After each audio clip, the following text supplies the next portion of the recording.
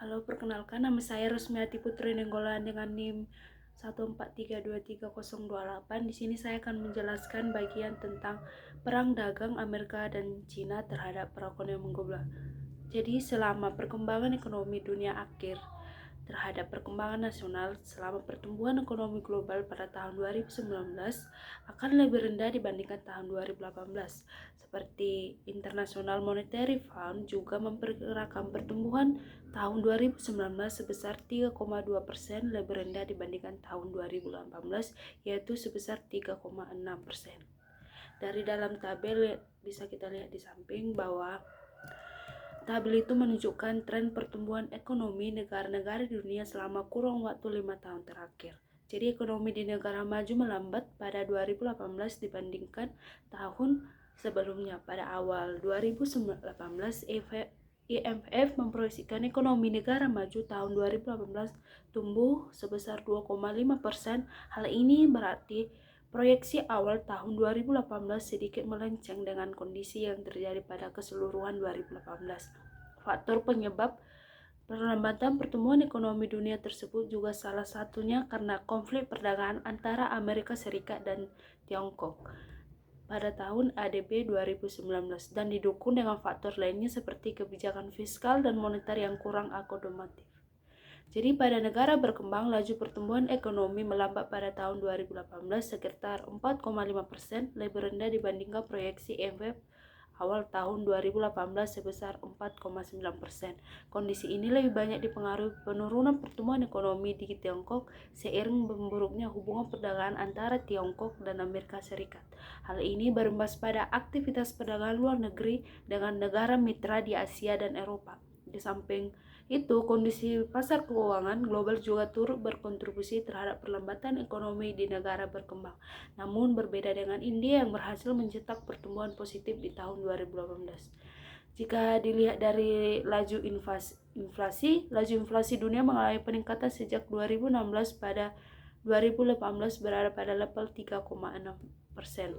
Capaian inflasi dunia tahun 2018 bisa dilihat pada gambar di samping, yaitu peningkatan laju inflasi dunia diikuti kenaikan laju inflasi di negara maju dan negara berkembang. Inflasi negara maju sempat menurun pada tahun 2015, kemudian naik lagi hingga 2018 di level 2,0% atau tepat sesuai prediksi IMF pada awal tahun. Laju inflasi di negara maju tetap rendah seiring penurunan harga komoditas yang terjadi. Hal ini menunjukkan bahwa stabilitas harga negara maju lebih terjaga. Negara berkembang menunjukkan tren laju inflasi yang lebih luas dari 4,7% pada 2014 menjadi 4,8% pada 2018. Pada range ini, inflasi masih dianggap aman, yaitu di bawah 10%. Laju inflasi negara berkembang pada tahun 2018 lebih tinggi dibandingkan perkiraan sebelumnya sebesar 4,6%. Untuk negara-negara ASEAN terjadi penurunan laju inflasi yang cukup signifikan 4,1% pada tahun 2014 dan menjadi 2,7% pada 2018. Laju inflasi lebih rendah dibandingkan proyeksi ADB pada awal 2018 sebesar 3,0%. Pada gambar di samping ada tren bahwa perkembangan laju inflasi dunia, negara maju dan negara berkembang serta ASEAN pada tahun 2014 sampai tahun 2018. Jika ditinjau dari anggota negara maju, tampak bahwa Amerika Serikat, Jepang, Kanada, dan rata-rata negara maju di kawasan Eropa mencatat laju inflasi yang meningkat pada 2018. Sementara itu, Inggris dan Korea menunjukkan hal yang sebaliknya, di mana inflasi turun pada 2018.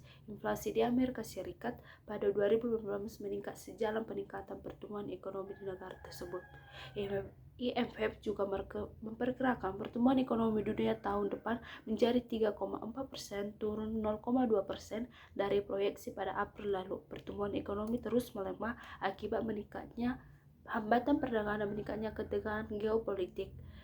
Perlambatan pertumbuhan ekonomi didorong penurunan tajam dan aktivitas manufaktur dan perdagangan global yang menyebabkan tarif yang lebih tinggi. Selain itu, ketidakpastian kebijakan perdagangan ini yang berlangsung lama merusak investasi dan permintaan barang modal. Selain itu, ketegangan perdagangan antara AS dan Tiongkok juga akan menekan pertumbuhan produk domestik bruto atau PDB global sebesar 0,8% pada tahun 2020. Pertumbuhan ini sejumlah negara berkembang juga dipengaruhi oleh tingkat produktivitas yang rendah, sedangkan pertumbuhan di negara maju dipengaruhi demografi penduduk yang menua.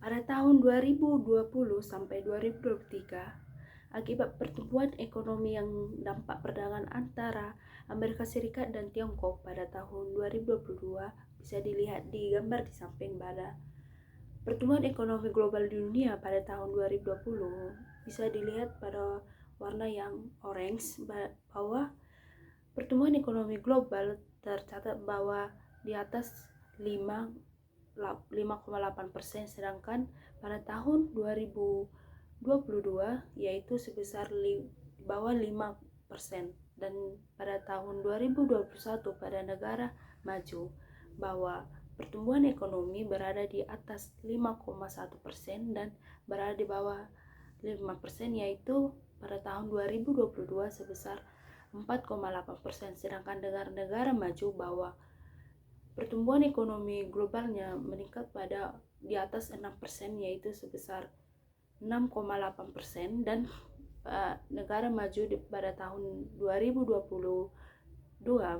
mengalami penurunan di bawah 6%, yaitu sebesar 5,1%. Dampak perang dagang antara Cina dan AS pada neraca perdagangan. Perang dagang antara AS dan Cina yang dimulai pada tahun 2018 berdampak signifikan pada volume perdagangan kedua negara tersebut. Konflik dipicu oleh kebijakan tarif yang saling diberlakukan di mana AS memulai dengan menaikkan tarif impor barang-barang Cina yang kemudian direspon oleh Cina dengan langkah serupa. Penurunan ekspor Cina ke AS karena peningkatan tarif oleh AS terhadap berbagai kategori barang Cina seperti elektronik, tekstil, manufaktur, dan lainnya. Berdampak pada 2019, ekspor Cina ke AS mengalami penurunan sekitar 16% dibanding tahun sebelumnya. Penurunan ekspor AS ke Cina karena tarif dari pihak Cina terhadap barang-barang AS, termasuk produk pertanian, otomotif, dan energi berdampak pada ekspor pertanian AS, terutama kedelai turun drastis karena Cina memberlakukan tarif hingga 25%. Komposisi barang yang terkena dampak tarif juga mengalami perubahan signifikan. Hal ini dapat menciptakan peluang bagi Indonesia meskipun sebelumnya negara tersebut menghadapi tantangan akibat perang dagang. Pergeseran ini menunjukkan bahwa kebijakan tarif tidak hanya mempengaruhi hubungan perdagangan bilateral tetapi juga memiliki dampak luas pada dinamika global.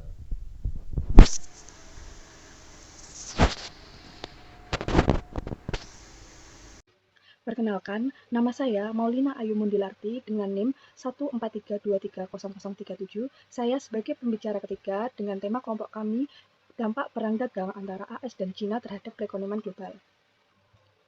Di sini, saya akan menjelaskan 2.3, yaitu dampak perang dagang antara AS dan Cina terhadap nilai tukar. Pada diagram pertama, pada tahun 2010 sampai 2018 menunjukkan bahwa ekspor negara Cina berada di posisi pertama dan disusul dengan Amerika Serikat di posisi kedua. Selanjutnya Jerman berada di posisi ketiga dan Jepang di posisi keempat. Selanjutnya, pada grafik kedua menunjukkan bahwa perdagangan negara Cina, walaupun masih positif atau surplus current account, Cina terus mengalami penurunan. Sementara itu, pertumbuhan ekonomi Cina juga mengalami perlambatan. Pertumbuhan sebesar 2 digit sejak tahun 2003 mencapai puncaknya pada tahun 2007 dan terus menurun hingga di level 6% pada tahun 2018. Hal ini tentunya pekerjaan rumah yang cukup sulit bagi pemerintah Cina dalam mempertahankan pertumbuhan ekonominya. Hal ini menjadi semakin kompleks ditambah perang dagang antara Cina dan Amerika Serikat yang akan kita bahas lebih lanjut ini. Selanjutnya, pada grafik ketiga yaitu dolar AS dan yuan Cina pada 5 tahun terakhir pada tahun 2014 dan 2018 yang mengalami fluktuatif naik turun. Peran nilai tukar ini menjadi sangat cukup penting dalam menetralisir. Beberapa pekan yang lalu, nilai tukar mata uang Cina melemah terhadap dolar US. Beberapa media menilai bahwa Cina telah melakukan manipulasi atas nilai tukarnya. Namun, pemerintah Cina membantah hal ini.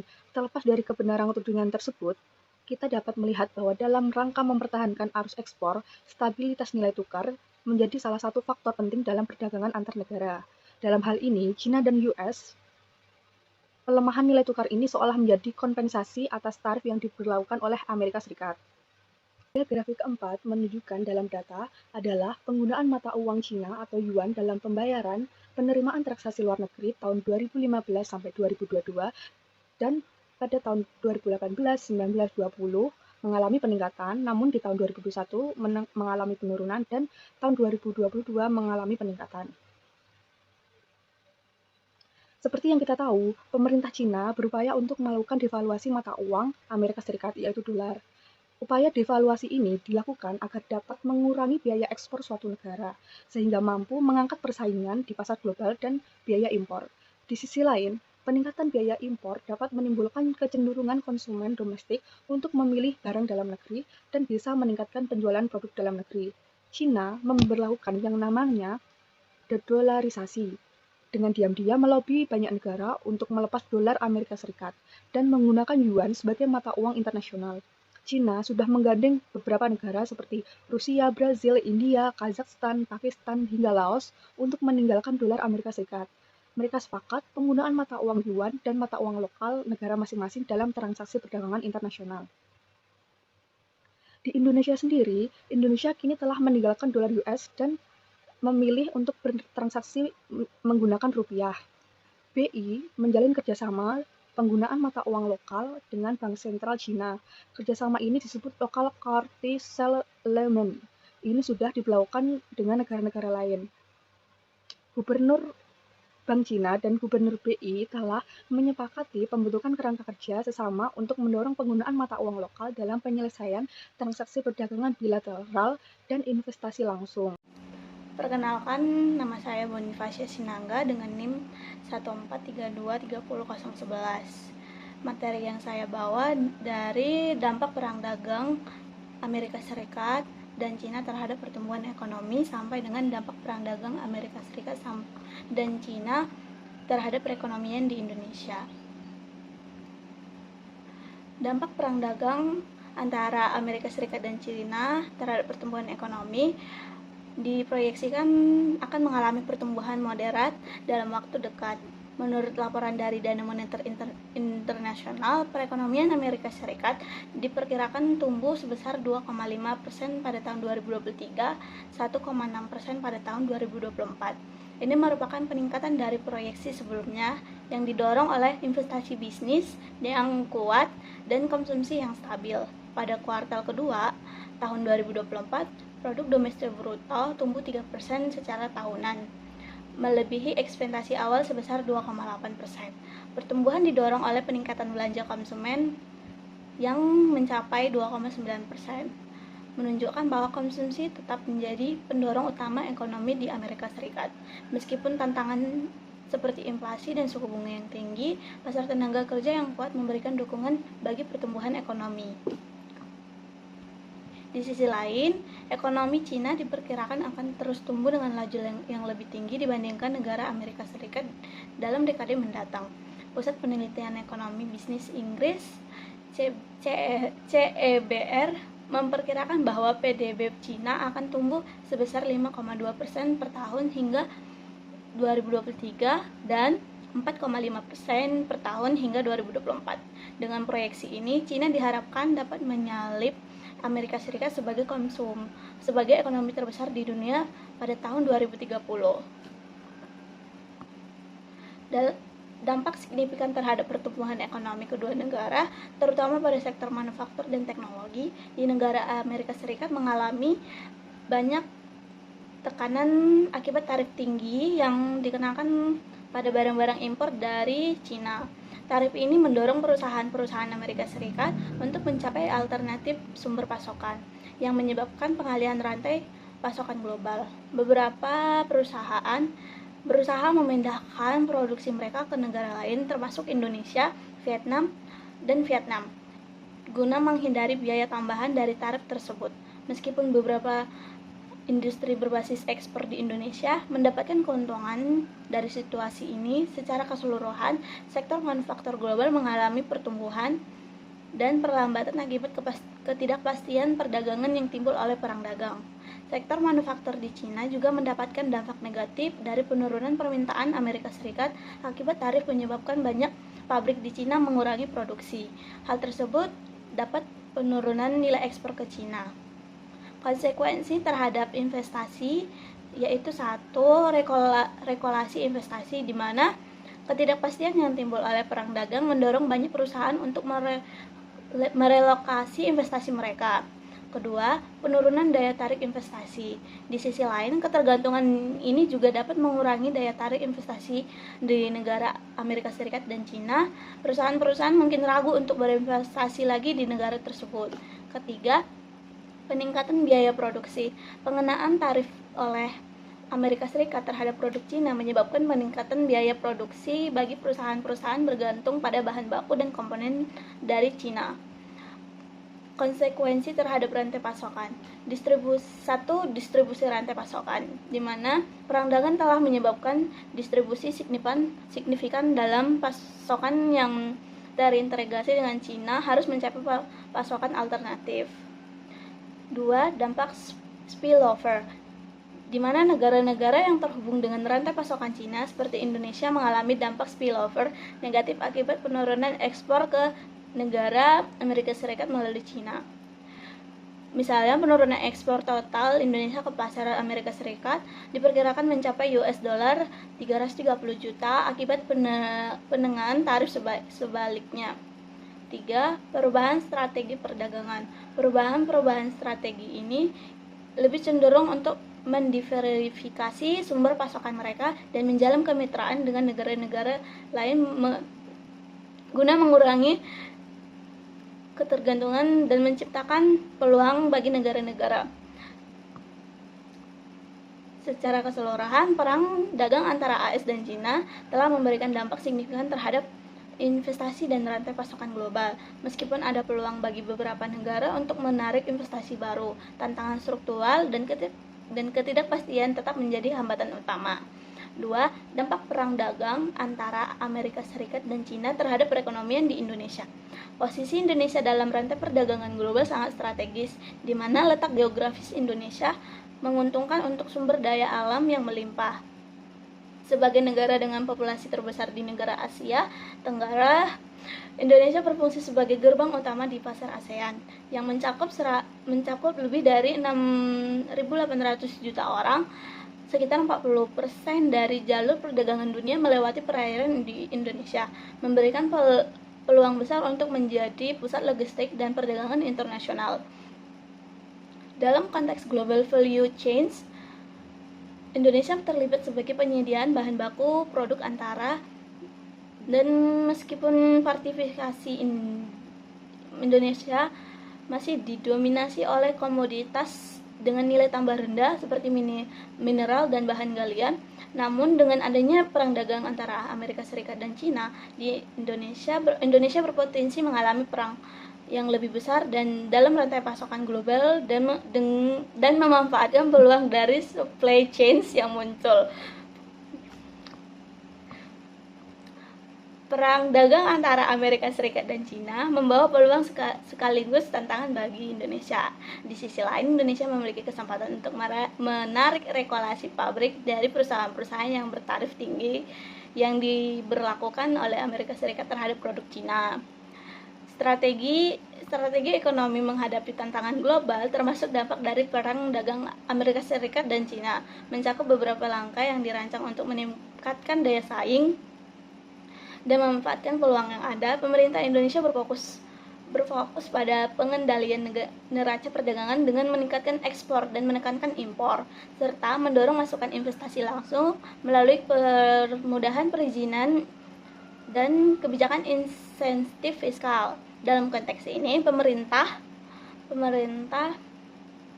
meluncurkan paket kebijakan ekonomi dalam penurunan pajak, penghasilan, dan relaksi daftar negatif investasi yang bertujuan untuk menarik banyak investor asing. Selain Indonesia juga berusaha untuk memperkuat sektor-sektor industri strategis seperti besi dan baja.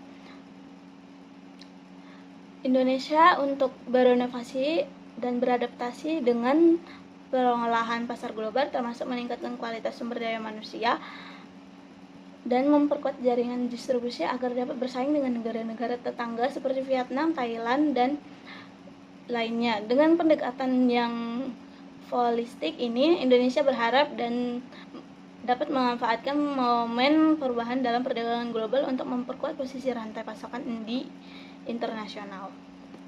Terima kasih.